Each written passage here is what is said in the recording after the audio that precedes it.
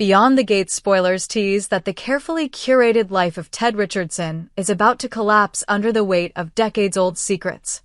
The confrontation between Nicole Richardson and Leslie Thomas at the charity gala shook the entire community of Fairmont Crest. For outsiders, it was an act of jealousy, a high society scandal. But for those involved, it was a moment long in the making, forged by manipulation, betrayal, and a child unknowingly at the center of it all. Leslie's return to Fairmont Crest wasn't just personal, it was strategic. She had waited 19 years for the moment Martin came of age, the moment her silence, long enforced by legal threats and hush money, could finally end. Her calm demeanor and cryptic remarks were never accidental. When she whispered to Nicole, "Martin is not your son," it wasn't a threat. It was a warning. Nicole's reaction, public, physical, and violent, was the first crack in the illusion of the perfect Richardson family. The media speculated, neighbors gossiped, but few knew what was truly at stake. Leslie, the once-forgotten lover of Ted, had returned not to reclaim the past, but to make sure the truth of that past was no longer buried. Years ago, after a tumultuous relationship with Ted, Leslie became pregnant. Before she could make a choice for herself, Nicole intervened, leveraging the influence of the powerful Richardson family. Under immense pressure, Leslie was forced into signing away her parental rights and leaving town. The arrangement was brutal. In exchange for silence, a financial settlement, and her child handed over to Ted and Nicole, Leslie disappeared. But she never forgot. Martin, now 19, had grown up unaware. To him, Nicole was mother, Ted was father, and their life was orderly and safe. Until that foundation began to crumble. The phone call he overheard, Nicole's tense voice talking about destroyed DNA results, and her return planted the first seeds of doubt. Then came the encounter with Leslie in the town library. She didn't claim motherhood.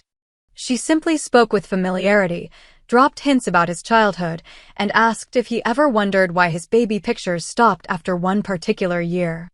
He began digging. In Ted's office, he found a photograph of a young woman holding a baby with a birthmark behind the ear just like his. The woman wasn't Nicole. It was Leslie. Ted, confronted, faltered.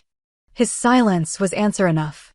Nicole, sensing her control unraveling, moved swiftly. She contacted legal consultants to explore whether Leslie could be committed based on her previous postpartum diagnosis. It was a desperate play, one that Naomi, an investigative journalist and longtime Richardson skeptic, caught wind of. Naomi had been peeling back the layers of Fairmont Crest's powerful families for years, and Leslie's story added a new thread to her tapestry of truth.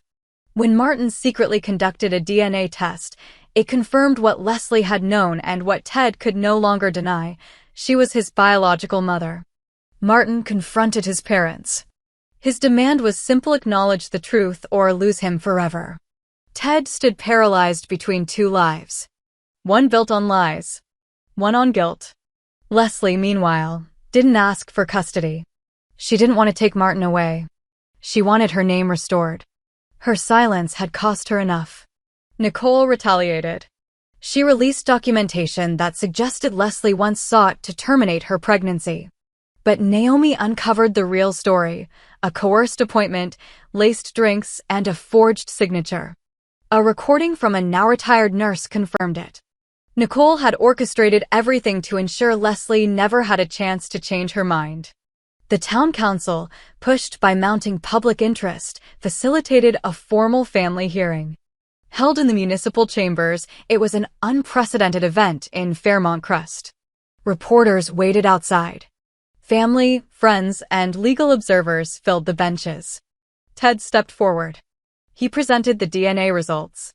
He looked his son in the eyes and said the words Martin had both feared and longed to hear: "Leslie is your mother. And I let it happen. I was afraid and I was weak." Then he turned to Nicole and said, "I can no longer be the man who protects a lie." The room fell silent. Martin didn't cry. He didn't run. He simply walked to Leslie and placed his hand over hers. It was quiet, but final. Nicole was not done. Within days, she re-emerged, now aligned with Eva Richardson Katz's older sister and a longtime critic of Naomi, Chelsea, and Leslie. Together, they launched a public campaign claiming to represent women betrayed by the system and weaponized their platform to paint themselves as victims of manipulation and revisionist narratives. They appeared on podcasts, live panels, and even funded a documentary framing Leslie as an unstable figure who had abandoned her child and now wanted attention. Naomi and Chelsea responded with facts. Witness statements. Documents. The nurse's recording. They didn't speak to destroy Nicole. They spoke to protect Leslie's truth. The final battle came not in the court of public opinion, but in probate court. Martin, now legally an adult, filed to revise the terms of the Richardson estate.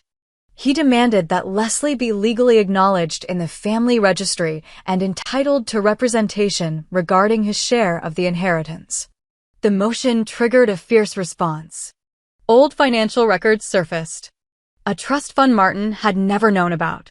Payments made to cover the hush money from years past. And beneath all of it, buried in legalese, clauses that could nullify Nicole's hold over large portions of the estate if Ted formally separated from her. Ted filed for divorce the next day. With the estate in limbo, more secrets spilled. A hidden property in Maine under Leslie's maiden name, purchased by the Richardson family to hide her post-departure. A separate child support account, still active, monitored by a financial officer who had worked under Bill Dupree. Naomi cross-referenced those transfers with other documents from the June investigation and discovered a disturbing overlap. The same lawyer who pressured Miranda Dupree into hiding had also handled Leslie's exit. Fairmont Crest was not just a town with old money. It was a machine of systemic silencing. And now the wheels were coming off. Martin held a press conference outside the town courthouse. He stood with Leslie, Naomi, and Chelsea behind him. I am not here to destroy my family. I am here to reclaim the truth. My mother, Leslie Thomas, was erased. My father allowed it. My other mother, Nicole, built a life off that silence. But silence is not justice. And I won't be part of it anymore. The crowd erupted in applause. The next day, Leslie received a letter from the state confirming her recognition as Martin's biological mother and co-parent in all legal records. Nicole, humiliated and now facing legal scrutiny for past coercion, retreated from public life. But her alliance with Eva remained active, lurking beneath the surface. Fairmont Crest had shifted. And the truth, finally, had a voice. The aftermath of Martin's public declaration sent ripples through every corner of Fairmont Crest. Ted's divorce filing wasn't just the dissolution of a marriage, it was the final blow to the image Nicole had worked 2 decades to preserve. But Nicole wasn't done. She never was. With Eva Richardson at her side, she pivoted from victim to tactician. Their alliance, publicly branded as the Crest Women's Coalition, began pushing a counter-narrative. Nicole claimed that Martin had been manipulated by a bitter ex seeking relevance, and Eva provided logistical support, media strategy, and a digital campaign painting Leslie, Naomi, and Chelsea as conspirators who had plotted the family's downfall. What they didn't anticipate was how organized Leslie had become. With Naomi's investigative backing and Chelsea's connections, Leslie began releasing fragments of the original custody agreement, the one drafted under duress, signed behind closed doors, and buried in non-disclosure clauses. Martin, meanwhile, took a more active role in controlling his story.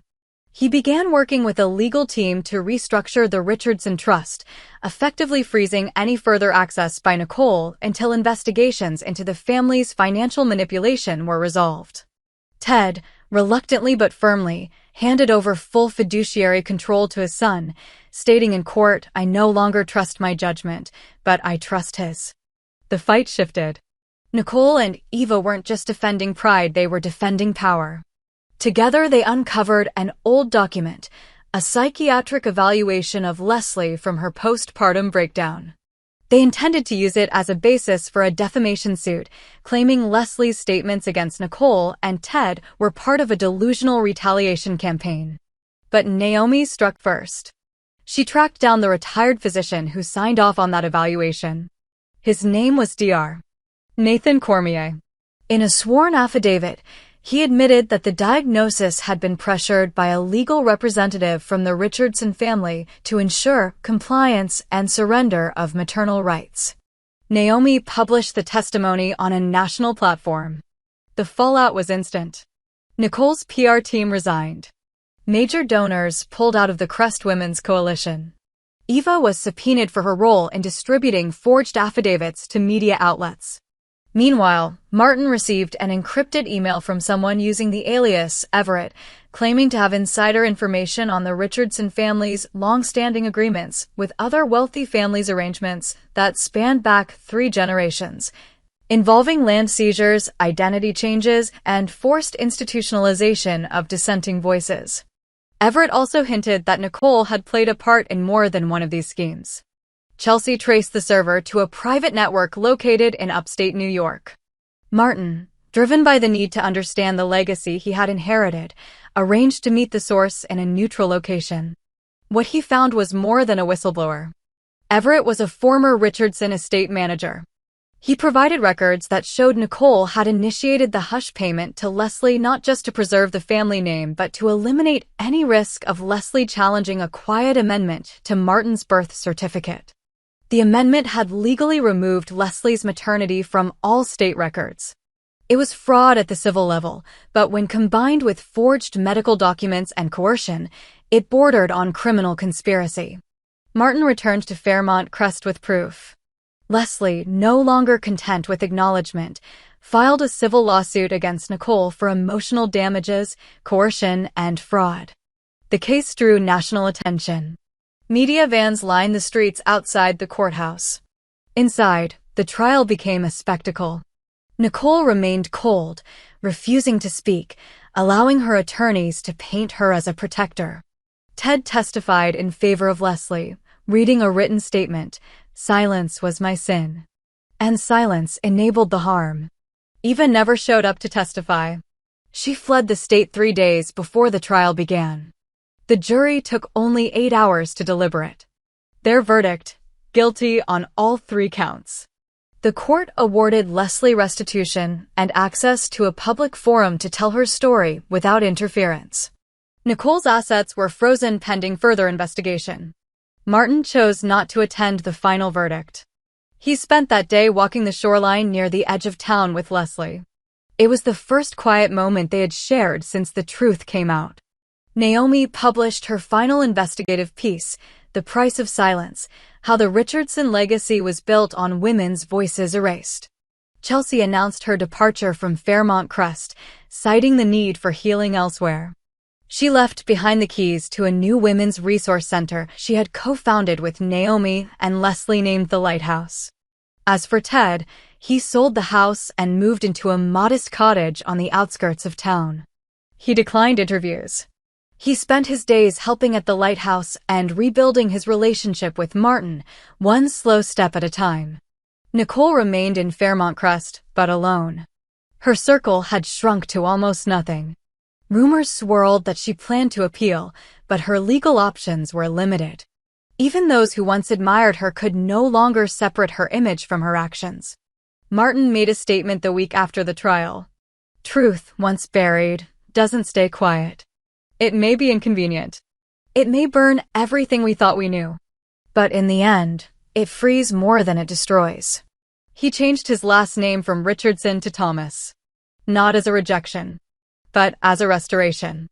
And for the first time in his life, he felt like he belonged to no one, finally, to himself. The dust had begun to settle in Fairmont Crest, but not in the hearts of those left standing. Though justice had been served in the eyes of the law, the emotional wreckage continued to echo in the private corners of the town's elite.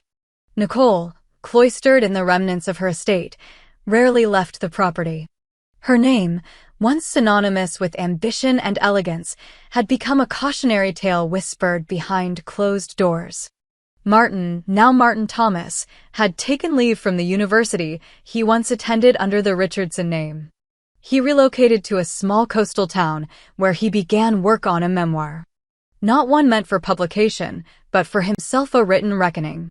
Each chapter, he wrote with a mixture of sorrow and clarity, one for Leslie, one for Ted, one for Nicole, and the rest for the boy who had spent 19 years believing a beautiful lie. Leslie used her restitution funds to establish a legal advocacy group specializing in coercion and parental identity fraud. The group gained traction quickly, attracting stories from across the state. Women from powerful families reached out in secret, emboldened by Leslie's public vindication. She spoke at universities and legal conferences, but always returned to Fairmont Crest, where Martin visited on weekends. Their bond, though scarred by time and absence, was unshakable. Naomi continued her investigative work, now with a national platform. She had declined several lucrative offers to write a book or host a podcast series. Instead, she focused on a new investigation, tracing the systemic patterns of silencing victims within legal guardianship systems across the country. The Dupree scandal, the Richardson fallout, they weren't isolated events. They were links in a larger chain. But not everyone was finished. Eva resurfaced. She returned under an alias, operating through a shell consulting firm targeting disgraced elites looking to rebuild their influence. Through her channels, she attempted to rally several families in Fairmont Crest to contest the court's decisions surrounding the Richardson Trust. Among them were former allies of Nicole who had lost influence when the House of Cards collapsed. Chelsea, now leading the lighthouse alongside Leslie, received a tip from an anonymous source. A leaked email chain between Eva and a private equity group hinted at a smear campaign aimed at destabilizing Martin's legal status as heir and undermining Leslie's organization. This time, Chelsea went on offense. She reached out to Naomi, who was already tracking the shell company. Together, they traced the registration documents and proved Eva's direct involvement. Within weeks, the firm collapsed under legal scrutiny. Eva disappeared again, her digital fingerprints wiped clean. Yet before she vanished, she left behind a single open-ended threat, a letter sent to Martin's address, and signed, reading only, "Bloodlines never die." Martin brought the letter to Leslie and Naomi. It reignited a deeper conversation they had avoided since the trial. What if Eva wasn't acting alone? What if her moves were part of a wider effort to restore the old power networks of Fairmont Crest? Naomi reopened the files from her Dupree investigation. Some of the same advisors who had once worked with the Richardson estate had ties to both the Duprees and the Willows property that June uncovered. A chilling pattern emerged: different names, same tools: coercion, medical manipulation, legal suppression. Martin decided to go public again. This time, not with a personal story, but a collective one. He organized a town forum, inviting survivors of similar manipulations. The event, held on the grounds of the lighthouse, drew hundreds. Survivors shared, lawyers listened, and for the first time, Fairmont Crest was not just the center of a scandal, it was the beginning of reform. The state's attorney general opened an official inquiry into past settlements involving the Richardson, Dupree, and Langford families. Ted testified again, this time as a witness, not a defendant. He provided documentation he had previously hidden: letters, financial records, internal memos. With each disclosure, the facade of Fairmont Crest crumbled a little more. And yet, out of the collapse, something remarkable formed: a coalition. Survivors, journalists, lawyers, and families began working together. They called it the Second Gate Initiative, a reference to the belief that the true gate to justice was never the courthouse, but the courage to name what had been buried. Leslie was named its founding director. Martin took a step back from the public eye. He continued to write, not about himself anymore, but about others. Their stories. Their silences. Their truths. Nicole, watching from afar, remained untouched by legal consequences in some technicalities, but she had lost her identity. When she reached out to Martin through a mediator, asking for a private meeting, he declined. His answer was final: "I already said goodbye." Fairmont Crest would never be the same. Nor should it be. The final scene of the story unfolded quietly. On the anniversary of Leslie's public acknowledgement, a plaque was unveiled at the Lighthouse Garden. It read, "Truth is not what destroys us. It's what frees us from what always was." Below, carved in smaller letters, were 4 names: Leslie Thomas, Martin Thomas, Naomi Hamilton, Chelsea Hamilton. And beneath that, etched into stone, "For those who were silenced. For those who now speak. For those yet to be heard." The gates, once symbols of division, had become markers of renewal. And Fairmont Crest, for the first time in a generation, stood not as a monument to silence, but as a testament to truth.